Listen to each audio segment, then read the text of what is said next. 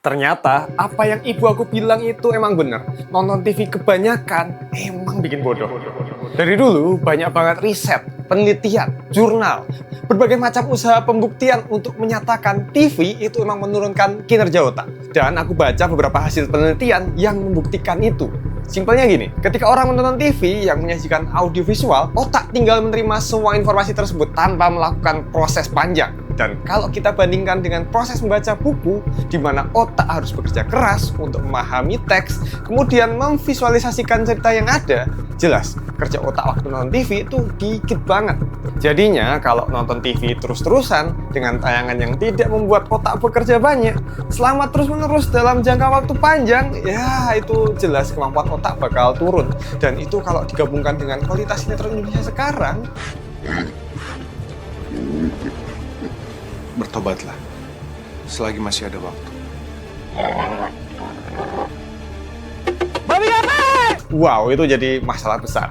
Di video ini aku bakalan jelasin kenapa sinetron itu berbahaya, bikin bodoh, utamanya buat orang-orang di sekitar kamu yang hari-harinya cuma nonton TV. A new study finds what kids watch on TV can have a positive effect on their behavior. The American Academy of Pediatrics says there's no proven educational benefit from television in kids under the age of 2. In fact, in this age group, TV is linked to short-term language delays and possible attention issues. Research also suggests television watched by adults can distract children playing in the same room.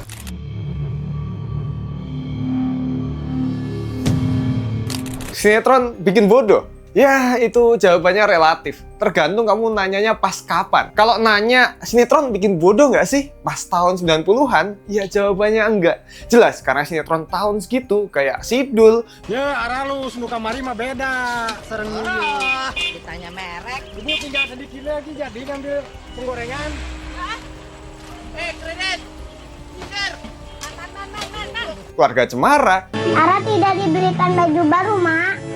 Nanti abang yang beliin. Aku juga, Mak. Kamu belum sekolah. Jin dan Jun. Lagian Junaidi itu kan anak yang cerdik dan berani.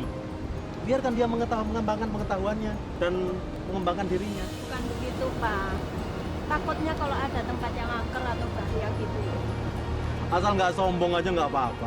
Gak cuma menghibur, tapi penuh dengan pesan moral mendidik. Tapi jawabannya bakalan beda kalau kamu nanyanya di zaman sekarang. Jawabannya, ya secara tidak langsung, sinetron emang bikin bodoh.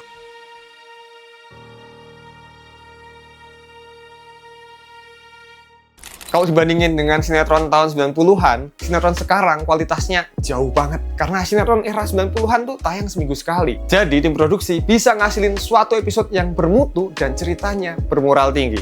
Acting para aktornya juga bagus-bagus, karena mereka punya persiapan mateng. Sementara sinetron sekarang, semenjak TV di Indonesia menyadari bahwa tayangan sinetron satu hari satu episode punya rating yang bagus, oh ya jelas. Sekarang hampir semua stasiun TV punya sinetron yang tayang tiap harinya. Karena kejar tayang, waktu produksi jadinya sangat terbatas. Banyak sinetron berakhir diproduksi dengan kualitas adanya. Seringnya syuting untuk hari ini, tayang besok. Hasilnya, TV Indonesia sekarang isinya sinetron yang gak cuman alur ceritanya gak jelas, tapi juga diulang-ulang. Yang mana ini tragis dan ironis banget kalau kita bandingin sama tayangan TV series negara lain. Ketika mereka bisa bikin tayangan TV yang berkualitas dan cerita yang bermutu, Indonesia masih kejebak di putaran genre dan plot yang sama. Padahal aku yakin sebenarnya Indonesia itu mampu dan bisa loh bikin tayangan TV yang bagus juga. Contohnya nih, kayak series-series yang tayang di Netflix, WeTV, Video, atau layanan streaming berbayar. Ada tuh Nightmare and Daydream, Tayangan Putus, Zona Merah. Udah ada banyak TV series yang diproduksi Indo dan hasilnya oke-oke. Yang nonton juga ada dan banyak. Jadi intinya bukan nggak mampu TV-TV itu bikin tayangan berkualitas, tapi emang nggak mau aja bikinnya. Dan ini jadi problem besar bagi masyarakat Indonesia. Gimana kualitas yang seadanya tersebut merenggut kemampuan berpikir kritis penontonnya.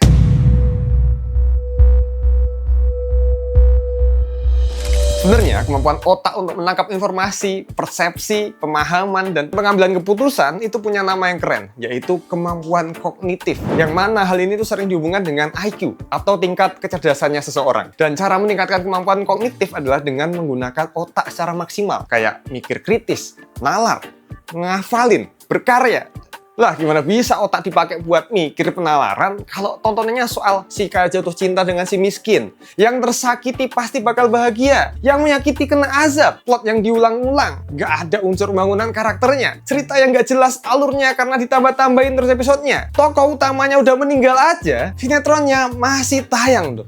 Itu sama sekali nggak membuat penontonnya buat berpikir kritis. Dengan sinetron yang punya plot yang diulang-ulang dan semua itu dikonsumsi setiap hari selama bertahun-tahun, otak kita hanya digunakan sedikit. Jadinya seperti tubuh yang nggak kelatih. Otak yang jarang dipakai untuk mikir keras bakal melemah. Jadinya kemampuan berpikir kita tuh ikut turun. Akibatnya kemampuan kognitif ikutan turun. Yang berarti kemampuan menyerap informasi menjadi rendah. Nggak bisa lagi tuh berpikir dengan kritis. Dan akhirnya bodoh. Belum lagi muncul masalah lain dari sinetron, yaitu kualitas ceritanya yang minim pesan moral. Ketika penontonnya sering menonton sinetron dengan konsep yang sama, mereka bisa terpengaruh dan percaya bahwa apa yang ditampilkan di sinetron itu kenyataan. Hal ini dapat membuat pandangan mereka tentang kehidupan menjadi sempit. Contohnya nih, kayak dulu sinetron anak jalanan. Saking populernya sinetron ini, muncul banyak geng motor yang beranggapan kalau geng motor itu keren. Atau karena terlalu sering lihat sinetron azab, tiap kali ada yang berbuat jahat, bukannya ditegur, malah disumpahin kena azab. Nah tuh kan bahaya kalau udah kecuci otak kayak gitu. Jadi ya sinetron di TV Indo saat ini apabila dikonsumsi terus-menerus tanpa dibarengi kegiatan yang menggunakan otak, itu nggak cuma mengganggu kinerja otak, tapi sampai cara berpikir orangnya.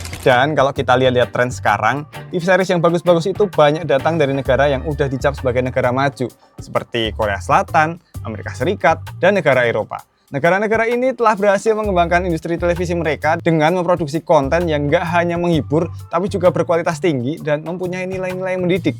Mungkin aja jika kita bisa membuat sinetron yang kualitasnya tuh seperti TV series luar negeri dan menayangkannya di televisi, kita bisa mendongkrak kualitas sumber daya manusia kita secara perlahan. Karena seperti yang aku bilang sebelumnya, tayangan yang mengasah otak dan meningkatkan kemampuan kognitif itu kemudian akan meningkatkan kepintaran seseorang. Terus tayangan televisi yang baik juga dapat menginspirasi penonton, memberikan wawasan baru dan mendorong kreativitas. Jadi secara nggak langsung, negara yang warganya pintar, itu SDM-nya bermutu, dan itu bakal membuatnya lebih mudah untuk menjadi negara yang lebih maju lagi.